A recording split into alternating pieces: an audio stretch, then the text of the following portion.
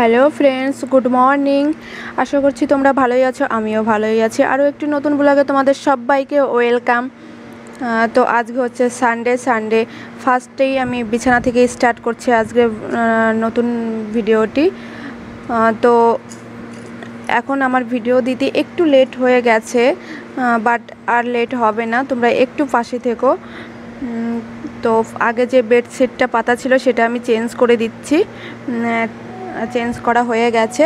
তো পাপাকে এখন আমি দোলনায় বসিয়ে রেখে এসেছি, রেখে ওর বিছানাটা ঠিক করে দিচ্ছি। দেওয়ার পরে ওকে আমি ঘরেই নিয়ে আসবো, কারণ বাইরে প্রচণ্ড গরম, ছোট বাচ্চা তো বাইরে গরমের মধ্যে রাখা যাবে না। তো বিছানাটা আগেই ঠিক করে ওকে বিছানায় দিয়ে দিয়েছি। তারপরে আমি টেবিলটা একটু গুছিয়ে নিলাম, নেয়ার পরে জামা কাপড়গুলো এলোমেলো হয়েছিল সেইগুলো গুছিয়ে নিচ্ছি। তো গোছানো হয়ে এসে দেখো আমার পাপাকে বিছানায় শুয়ে দিয়েছি, ওর মতো এখন খেলা করবে। এখন আমি আমার মতো কাজগুলো করে নেব। তো সব কাজগুলো হয়েই গেছে, তারপরে আমি ঘরটাকে ক্লিন করে নিচ্ছি। তো ঘরটা ক্লিন করা হয়ে গেছে। আজকে ছুটি বলে তোমাদের দাদাভাই বলছিল যে অনেক দিন থেকে মাটন খাই না, তবে আজকে মাটন নিয়ে এসে রান্না করি। তো আমিও বললাম ঠিক আছে নিয়ে আসো, কী করবে। ও অনেক দিন থেকেই বলছে মাটন আনবো করে আনা হচ্ছে না, কারণ আমি খাই না, ও একা এনেও খেতে পারছে না।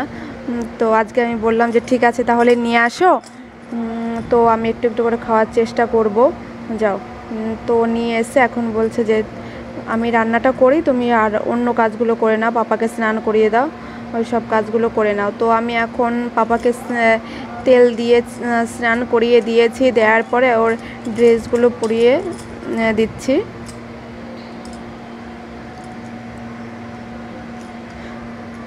তো কি বলো তো, বাচ্চা নিয়ে তো একটু লেট হয়ে যায়, তবুও আমার পাপা সেরকম কান্না করে না, কোনো দুষ্টুমি করে না, ভালোই আছে। তাও তার মধ্যে নিজেকে কাজ করতে হয়, আর ও ডিউটিতে চলে যায়, যার কারণে ঘরের কাজগুলো আমাকেই করতে হয়। ওকে বাচ্চা নিয়ে থাকলে তো কখন সময় কেটে যায় আমি বুঝতেই পারি না। তার মধ্যেও আমি একটু ভিডিওগুলো করার চেষ্টা করছি।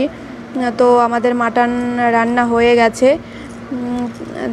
দেখতেই পেলে রান্নাটা হয়ে গেছে, আর দেখেও কত সুন্দর, মানে খুব সুন্দর হয়েছে।